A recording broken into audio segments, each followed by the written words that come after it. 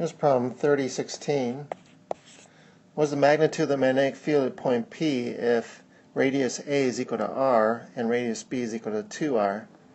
We have the current going around clockwise as shown. Again, we want to break this up into segments of wire. So we have this straight segment here, which we can call it segment 1, segment 2 over here, 3 here, and this curved segment here, 4. Alright, if we look at 1 and 3, point P is off the end of these segments. So there is going to be no contribution due to these segments. I can say that B1 will equal B3 will equal 0 because we are off the end of these segments. Sounds good. So we need to only worry about 2 and 4. Alright, so if we look at 2, it's going to be a curved segment.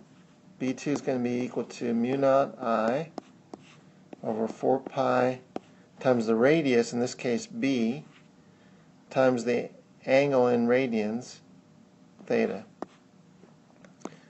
So it's mu naught I over 4 pi times B, theta being equal to pi over 2, 9 degrees.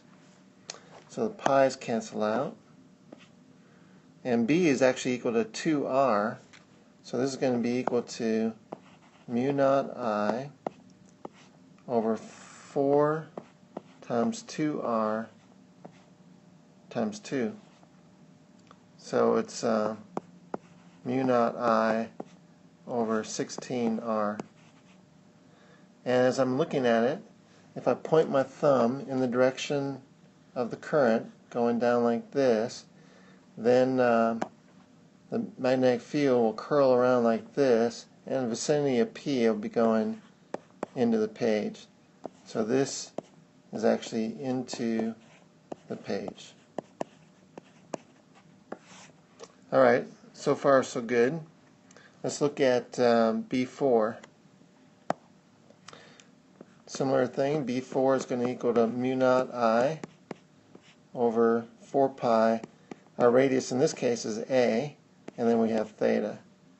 So that is going to be mu naught I over 4 pi. A is equal to R, and theta again is going to be pi over 2. So this is going to be equal to, with pi's canceling out, this is going to be equal to mu naught I over 8R.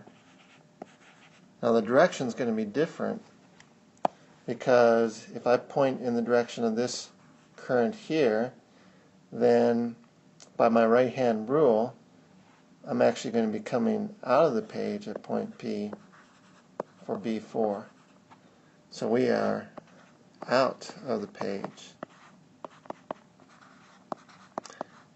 which means that we have conflicting magnetic fields, one going into the page, one coming out of the page, and hence the larger one is going to subtract the smaller one. And so our net field, the other fields being 0, our net field is going to be the larger value, which would be B4, minus the smaller value of B2, because they're in opposite directions. So this is going to be mu naught I over 8R minus mu naught I over 16R, which is going to give me mu naught I over 16R. And since it was B4 minus B2, then our final direction is going to be out of the page towards you. So that's it. Mu naught I over 16R out of the page.